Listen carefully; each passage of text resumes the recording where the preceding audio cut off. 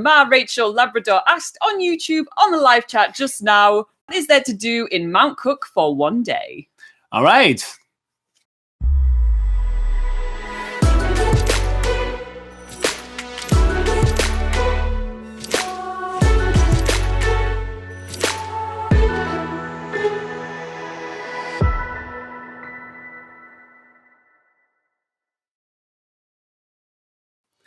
Do's in Mt Cook. Oh, there's so much to do. All right.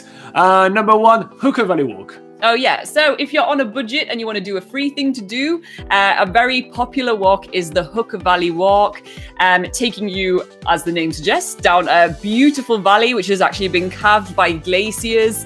And you get to see some awesome views of different glaciers around you, but most importantly, Mt Cook, or Aoraki Mt Cook, which is the highest mountain in New Zealand.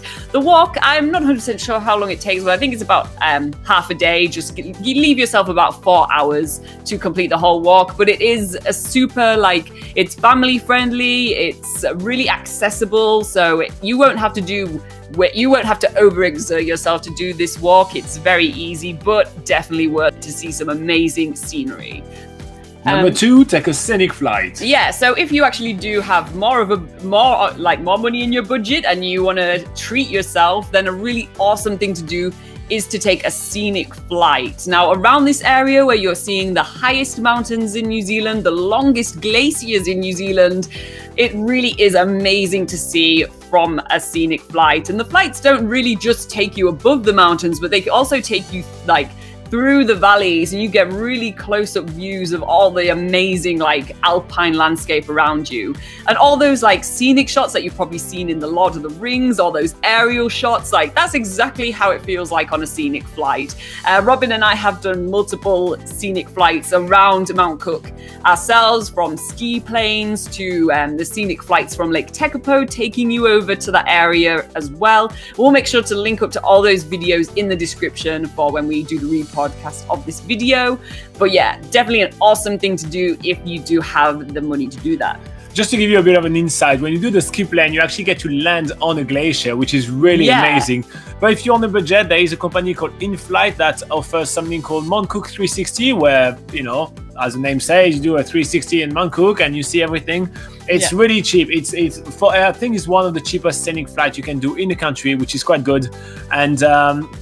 And it's actually breathtaking to fly above the Southern Alps, so it's definitely worth doing. Yeah, you'll also, that just reminded me, you'll also get to see on the other side of the mountains the Franz Josef and Fox Glacier. So if you don't get the opportunity to do a heli hike or something on the west coast where you see Franz Josef Glacier, then you'll actually see all that on a Scenic Flight around Mt Cook. So just to bear that in mind.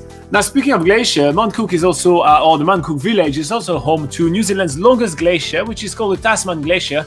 And that's something else you can do. You can actually go do a heli hike on New Zealand's longest glacier. Go for it, Laura. Yeah, so again, this is where you actually take a helicopter, so you do get to see some awesome scenery, and then you land on the glacier, and you have a guide who's going to give you some crampons, probably some warm coats and things, to actually take you on a hike around the glacier. And the glacier environment is really amazing to explore. There's often some sort of ice caves you can go and explore, and your guide will take you to it. But the glacier environment is changing all the time, so no two tours are the same. So, what people have experienced the week before and the caves they will have been in, they'll completely change for your tour. So it's always a really fascinating environment to go check out, and that will really make you feel like you're somewhere epic. And again, that's an activity that we've done on New Zealand's biggest gap year. So we'll make sure to add the video in the description as well for that. Yeah, don't miss that. So still thinking about glacier, so Mt Cook also has a beautiful glacier lake on which you can actually take a boat trip amongst massive icebergs. Yeah, so in the warmer months, that's usually autumn, spring, and summer. That's So just not winter. Just not winter. But yeah, it's usually like overlapping, like just after winter, just basically more around the summertime. There's several options that you can take to go onto the Tasman Lake. Again, this is an ever-changing environment where the lake's getting bigger and bigger and bigger because the glacier is, well, I guess melting faster and faster and faster. And yeah, you can take a motorboat tour around the glacier and actually get, around the Glacier Lake, and you get to get real close up to some icebergs that are floating around, and you won't be able to comprehend the size until you get right up to those icebergs. So that's one thing. Also in summer, there are some kayaking tours to go along the lake, and the lake itself, like just the color of it from all the silt from the glacier, that makes it look really, really spectacular and sort of this bluey grey color. So that's really cool to check out as well. Yeah. Any more? Yes, Dark Sky Reserve. Okay, yes. So Mt Cook is part of an international dark sky reserve, which is this huge area in the South Island of New Zealand, which also covers Lake Tekapo and Twizel. And this is said to have some of the darkest skies in the world for some of the best stargazing in the world.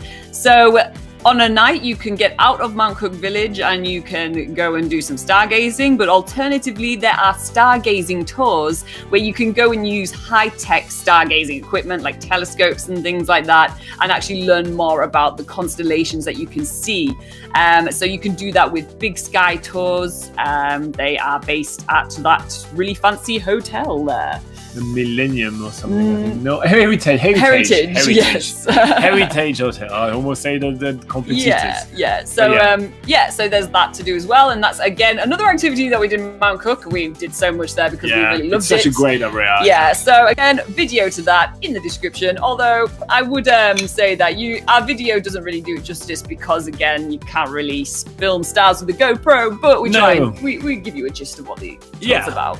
All right, so that's everything that we can think of about doing in Mt Cook. You only have one day. I just gave you about a week of things to do. Actually, I didn't know I gave you about a week of things to do, Rachel. So tell us in comment below which one you're actually going to pick out of the... I think we gave you 5 things to do. So yeah, there's plenty of options, and Mt Cook is definitely worth visiting. It's one of our favorite favorite spots on the South Island. So obviously plenty of links and plenty of links and articles for you below. Also some videos down there so you can actually see what it actually looks like, because I think out of all those activities we mentioned, there's probably just one we haven't done. So make sure to check that out.